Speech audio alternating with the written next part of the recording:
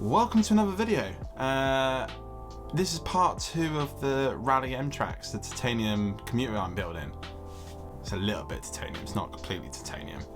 If you haven't seen part 1, check it out, it's linked below. It might be on the screen somewhere, if I remember to do that. This is part 2, so you're going to miss stuff if you don't watch the first one. So yeah, last week we kind of mainly worked on the frame itself, kind of prepped some things, mostly have it ready to kind of go now. I did the stem. Oh, the stem, we changed the stem and handlebars. That was the last thing we kind of looked at. That's the first thing we'll look at, we'll get to that in a second, but they didn't stay. But the fork is on and the headset, and we'll get to, should we just go into, oh, there's a fox in the garden. You know, there was one time, while he talks about foxes, I want to talk about this new t-shirt. Thanks to everybody who's purchased the t-shirt so far. The link's going to be down in the description, sobmerch.com. But this is a new one, Second Life bikes, quite like a metal design, which I quite like. This is the back. It's pretty cool. That's my back, and they're available now. I don't know, I don't have much more to say about it. Let's see what he says about the foxes. Maybe it's more interesting, who knows. He essentially ate a whole tyre. I don't know how, but it did. Mad. Right, well, we all know why you're here, so let's move on with the build. Starting with handlebars and stem. So, in the last part of the rock hopper build, Monkey Shred pointed out on Instagram that I rebuilt the bike so many times. Thanks for that. Just want to prepare you for that as well, because I don't like this stem. There's something about it, but I kind of wanted to give it a little bit of lift. The bars, we know we were going to change those anyway. I've got these are on one, insert name of bars on the screen right now because I can't remember what they're called. They're really nice. I quite like the look of them. I don't know how they feel when you ride it yet, but I actually had a follower on Instagram suggest these, and they've been using them for a long time and said they were super comfortable. So yeah, thought I'd give them a go. So this was a little bit of a surprise. I went to put in a quick release kind of seat clamp and realised that it was actually a bolt that needed to go in here that the bike didn't come with, which is fine. So I spent a very long time going through every single bolt that it has lying around and found one of these. This is, I believe it's from brake post for some cantiles or something like that, and it fits perfectly in the thread. The bolt head, it looks perfectly flush, or it looks good there, but like there is definitely a bit of a gap, but it works perfectly fine, so we're gonna go for it.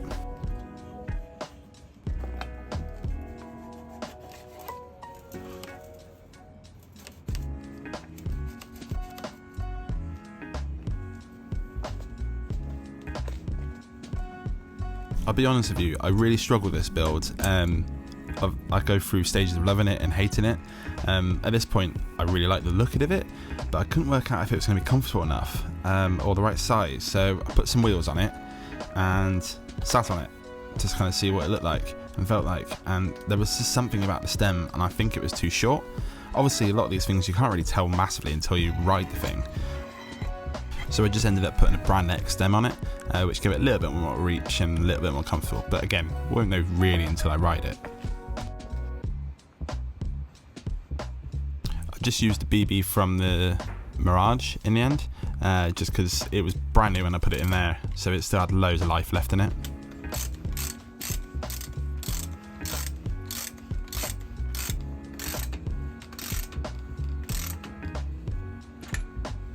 Drivetrain is also from the Mirage. Again, that was brand new when I put it on there, so it's not had many miles. It's a SRAM 8-speed. But then, like I will do several times through this build, I had a little meltdown and decided I was going to put a Holotech BB in it. I actually said that at the end of the last video, but I already had a BB in when I did. Anyway, you see where I'm going with this. This crank was on my jump bike, which I've dismantled, but we'll talk about that again soon. So I thought I'd put that on there. It needed a bit of it clean, just because I didn't really clean the jump bike, I just rode it. Chainring is a Works Components chainring. Nice purple. Alright, we get it, it's shiny.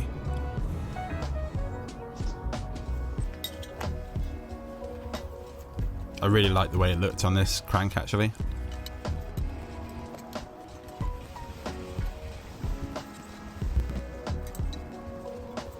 But then for the first time in this build, maybe no, second time, but anyway, it started unraveling. The BB on the actual frame itself was quite narrow, so this crank slightly, well, you can see it shifts across. There's a bit of a gap. I did take it apart and put some spacers in there, mainly because I really wanted it to work, because the chain line was kind of perfect. It's one of the best chain lines I've kind of got for a long time, so I kind of really wanted to make this work. But not only did it not fit long ways, it was too narrow in the actual thing itself. I planned to use this BB on a different build, but then was like, oh, I'll just put it on here for now. So I guess I'll just put it all back to the way I had it a minute ago. I kept hearing this like tapping noise above my head, and I couldn't work out what it was.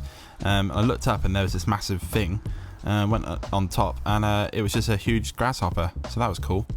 And that's the end of the nature part of this episode. If you remember 2 episodes ago, I had that big haul of bike parts that someone sent me. This BB was in it, and as you can see, it's actually shorter than the original one that I was putting in here from the Mirage, which means the chain line will hopefully be quite good.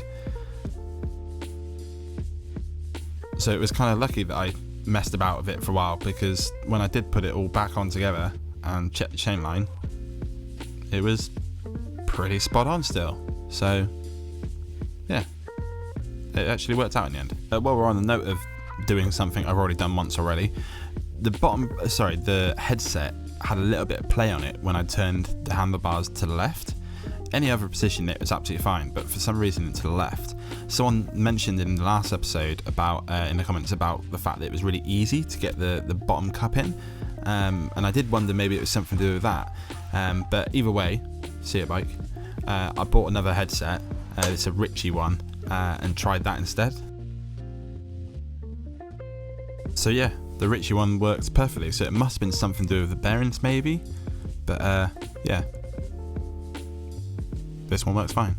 Now I've got to say I'm a little bit disappointed with you guys. I mentioned at the very end of the last video that I need to find some tyres, and in the background of the video you could see the tyres I was going to use, but no one picked up on it, so I've caught you. You don't watch to the end of the video. But anyway, so I got some Billy Bonkers. I've always wanted all black ones, but you can never find them. But also, these are the 2022 ones, so a new release, and it's got an iridescent logo on it.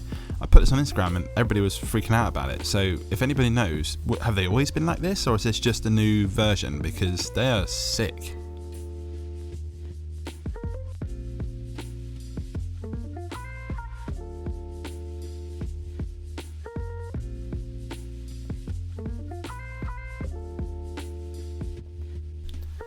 Next was the cassette. This is the same one that I use on the Mirage. It's 8-speed.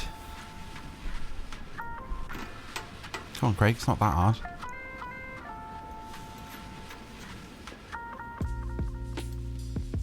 I was looking for a lock ring that was purple to match the rest of the stuff, but I had to use the green one from the Mirage again. It's fine. So cranks are going on properly this time. Don't know why I didn't have them on before, but hey.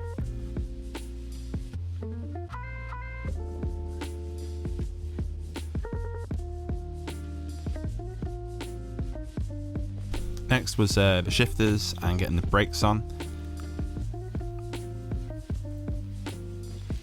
Again from the Mirage. I'll use the same grips again that I did on the Rock Hopper. I really like these. These are Def grips by DMR.